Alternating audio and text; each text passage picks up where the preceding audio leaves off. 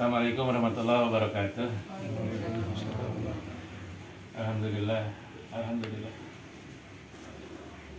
Tidak ada kenikmatan yang dirasakan pada hari ini. Puluhan tahun kayaknya, atau belasan tahun tidak ketemu sama keluarga. Pada hari ini alhamdulillah dipertemukan. Bukan perkara tidak disengaja, disengaja oleh Allah. Disatukan kembali, menyambungkan silaturahmi. Dulu akangnya, Akang Zainuddin mencari-cari. Alhamdulillah belasan tahun baru ketemu kembali. Anak cucunya yang baru. Semoga melalui pertemuan ini menjadi asbab turunnya rahmat dan ampunan Allah. Karena betapa resiko besar ketika siapapun, jangankan dengan saudara, dengan tetangga, dengan orang lain lah katakan, yang namanya memutuskan silaturahmi, ya Allah, mengerikan ya orang-orang yang memutuskan silaturahmi. Apalagi kita selaku saudara, mudah-mudahan, karena di zaman sekarang tidak susah sebetulnya silaturahmi, paling tidak melalui komunikasi HP ya, seperti itu. Enggak berat. Kalaupun jarang ketemu yang langsung seperti itu, bisa ketemu melalui HP. Maka melalui pertemuan sekarang paling tidak mengingatkan terhadap keluarga besar kita, ibu bapak kita, nenek kakek kita, betapa besar jasa-jasanya mereka. Jadi kita jadi Islam ya, karena barangkali asbab yang pertama adalah ibu bapak kita, nenek kakek kita adalah Islam. Apabila nenek kakek kita bukan Islam belum tentu. Maka dari itu bagaimana kita mengingat jasa-jasa mereka, kebaikan, kita bisa tahu, bisa basmalah, karena orang tua kita ya, mengajarkan kebaikan dan kebaikan. Bisa baca Quran, ada yang tamat Quran dulu berulang kali di kelas-kelas seperti ini. Tapi ingat, sekarang ini karena di sini adalah pondok rehab, ngeri sekali. Yang bisa baca Quran dari 40 orang yang bisa baca Quran, kira-kira 20%. Ngeri itu. Kalau dia masih bisa baca Quran, bersyukur dan ingat pada orang tua. Begitulah jasa orang tua. Nah sekarang yang di sini nih ya, nggak tahu di tempat lain, hanya 20-30% udah betul. Yang kedua, dengan anak-anak cucu kita jauh daripada Al-Quran, merupakan satu ageman pegangan kehidupan kita yang akan membuka masalah dunia dan akhirat dari Al-Quran dan As-Sunnah. Yang kedua, ini anak-anak sekarang itu adalah, saya mau tanya yang pegang HP aja sekarang, karena dia yang sedang mondok, sedang rehat, dia adalah pengguna narkotika. Alhamdulillah dalam 1 bulan lebih ya, 1 bulan lebih sekarang udah kelihatan makin soleh. Dari teman-teman yang ada, nih kepada insya Allah jadi ustadz nanti. Dari teman-teman yang ada yang menggunakan narkoba dengan yang tidak menggunakan narkoba, yang menggunakan narkoba berapa persen? 80. Berapa? 80%. Teman menggunakan narkoba 80%. Artinya susah mencari orang yang tidak menggunakan narkoba. Apa yang harus jadi pelajaran buat saudara? Ya, buat dulur-dulur abdi, hati-hati.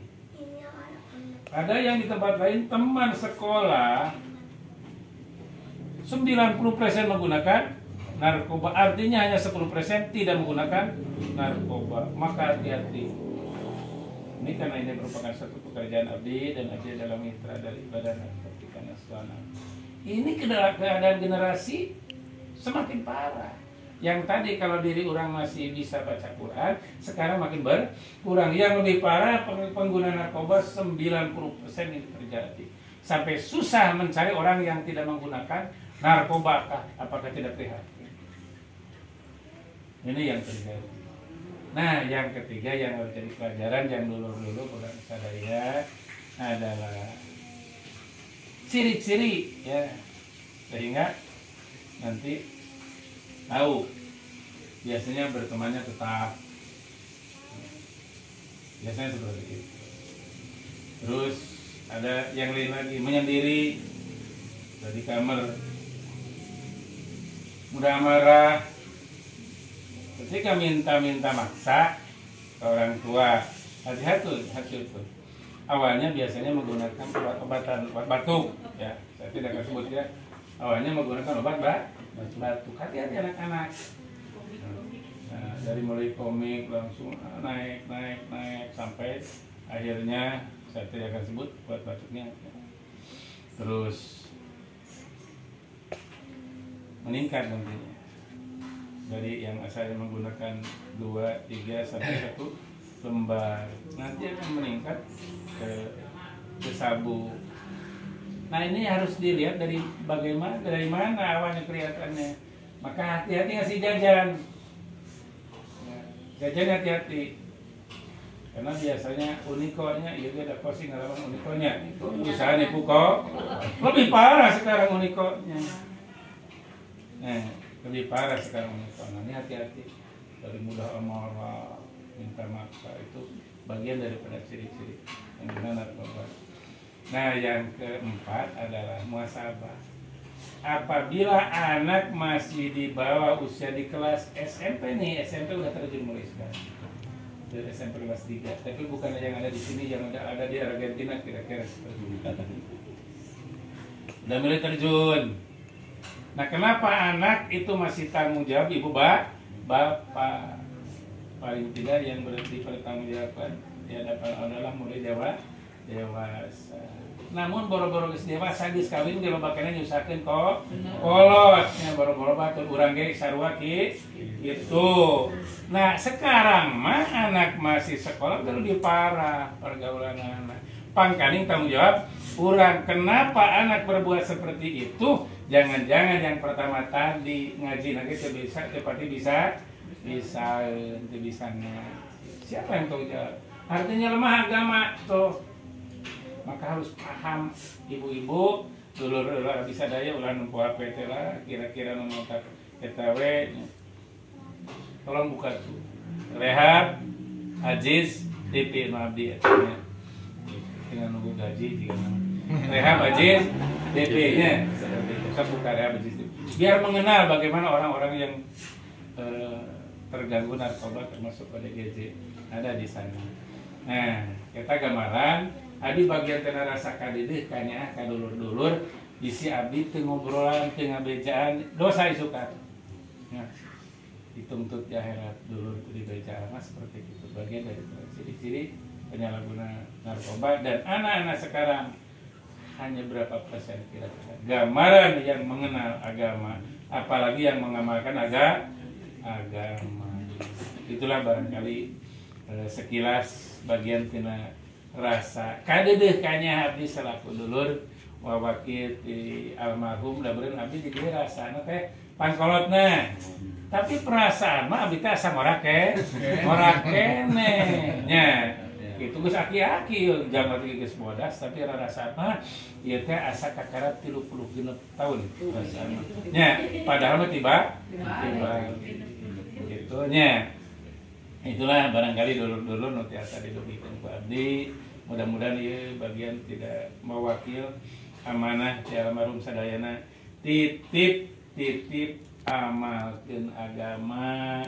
Ulah diobrolkeun wungkul, ngobrolkeun agama sedemikian kage seueur, tapi dari sekarang bagaimana mengamalkan agama. Abi bisa sebesar ini dari pengalaman keterpurukan sampai sepertinya hina jatuh di hadapan manusia. Abi hanya memohon di Allah, kalaupun aku hina di hadapan manusia, kalaupun saya hina di hadapan manusia, jangan hina di hadapanmu ya Allah. Alhamdulillah Allah angkat derajat.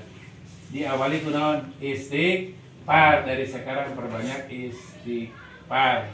Insya Allah barang siapa yang membiasakan memperbanyak istighfar, Allah akan bukakan kesulitan dan kesempitan, dan Allah akan bukakan pintu rezeki. Mudah-mudahan melalui silaturahmi yang tidak disangka-sangka ini menjadi pembuka pintu rahmat dan ampunan Allah.